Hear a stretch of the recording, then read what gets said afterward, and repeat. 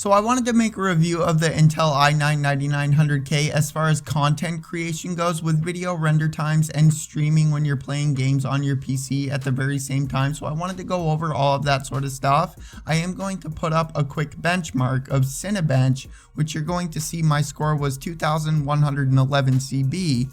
And the reason that I wanted to do this for content creation is because all of the reviews that I have seen on this processor are for gaming, and then benchmarks in Geekbench, Cinebench, and all of that sort of stuff. And I have not seen anything as far as how long it takes to render out a 10-minute video at 1080p 60 FPS, how long it takes to render out a 1440p video, 4K video, etc. And then also, when you're playing a game, I'm going to use Fortnite as an example. When you're playing Fortnite all on the highest settings at 1080p, and then streaming with OBS at the very same time, that is what I wanted to do as far as the review goes for this CPU. So the first thing that I'm going to start this review out with this 9900K, I want to mention that my CPU is overclocked to 5.1 GHz and 1.375 volts. I did make a video on how to overclock the i9-9900K to 5.1 GHz using the Gigabyte BIOS.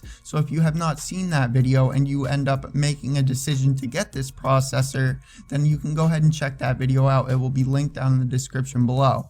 But for a 10-minute video, these are the render times for a 1080p video at 60 FPS and 50,000 bitrate, a 1440p 60 FPS video at 65,000 bitrate, and a 4K 60 FPS video at 80,000 bitrate. And this is once again an overclocked 9900K at 5.1 GHz. For the 1080p video, it ended up taking me 4 minutes and 39 seconds. Now I do want to say that this is not just like a one video on the timeline. This is a more realistic edit inside of a video editor. I use Cyberlink PowerDirector 17, and like you put the video on the timeline, you got your webcam on the other timeline, and then you got a couple of, clips on the timeline and fades. So that is what I wanted to do. I wanted to make it a more realistic actual video render for people that are making content on YouTube. But that 1080p 60 FPS 50,000 bitrate video, again, that took me 4 minutes and 39 seconds. The 1440p video ended up taking 7 minutes and 53 seconds. And then the 4K video at 80,000 bitrate ended up taking me 12 minutes and 33 seconds. So now I want to go over the scores, benchmarks, whatever you want to call them, when you're playing a PC game on your PC and then streaming with OBS at the very same time at a few different settings. So for the first one, I want to say that this is all using 6500 bitrate. And there's a couple of settings that you can use in OBS, like fast, medium, slow, etc.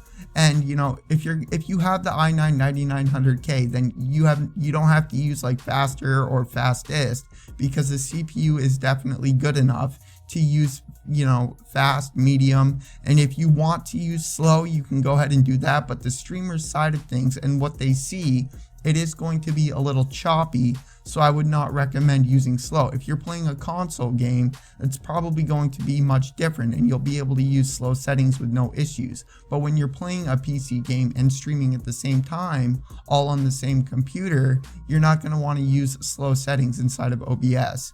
So for 720p 60 FPS using fast settings inside of OBS, you're going to lose about 30 frames per second in Fortnite, since I'm using Fortnite as the example. For 720p medium settings, again this is 60 FPS as well, you're going to lose about 45 frames per second. If you end up pushing your stream to 1080p 60 FPS and you use fast settings, you're going to lose about 60 FPS inside of Fortnite. And then if you go up to medium settings at 1080p 60 FPS, you're going to lose about 80 frames per second. Now I know that may sound like a lot, losing 80 frames per second when you're using OBS, at 1080p 60 FPS and medium settings, but you got to keep in mind that you're going to be playing Fortnite between like 220 FPS up to like 270 or even a little bit more. It varies depending on where you are on the map and what you're doing on the map, how fast you're moving and all of that sort of stuff. So it is a little bit you know, it's varied between 200 and 270. It goes up and down. But that's crazy. And then if you do have the same PC, like a similar PC to me, and you have an RTX graphics card, there is a new Nvidia RTX render setting inside of OBS Studio, which I've also made a video on that already. And if you have an RTX graphics card, you'll be able to use that new feature, and the quality, it's been bumped up a lot. It basically looks like medium settings inside of OBS, but you lose hardly any performance inside your game. So even though, you know, the 9900K is a good CPU and you can stream with it with no issues, I would recommend using the new NVENC encoder 100%, because you maybe lose like 20 FPS at most, and that is using 1080p 60 FPS at the highest setting that you can go with that NVENC encoder. So as far as my opinion on the i9-9900K, I would recommend it to any of you guys. You don't even really have to overclock it.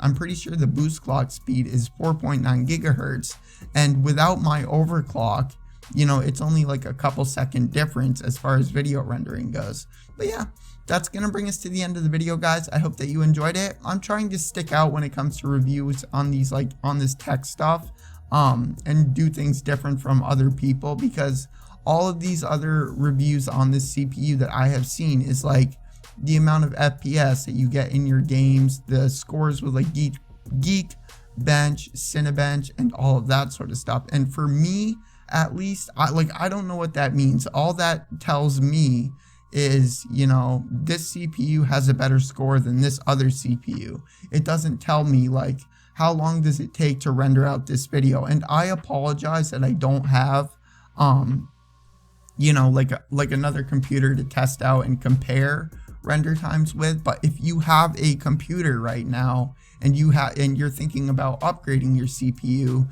you can go ahead and do some of the video renders that I ended up doing, like the 1080p 60 FPS 50,000 bitrate. You can go ahead and render out a 10-minute video with a couple of edits in it, and then you can compare it to the 4 minutes and 39 seconds that it ended up taking with the 9900K. And that way you can see, okay, this is twice as fast as my CPU. Is it worth the upgrade?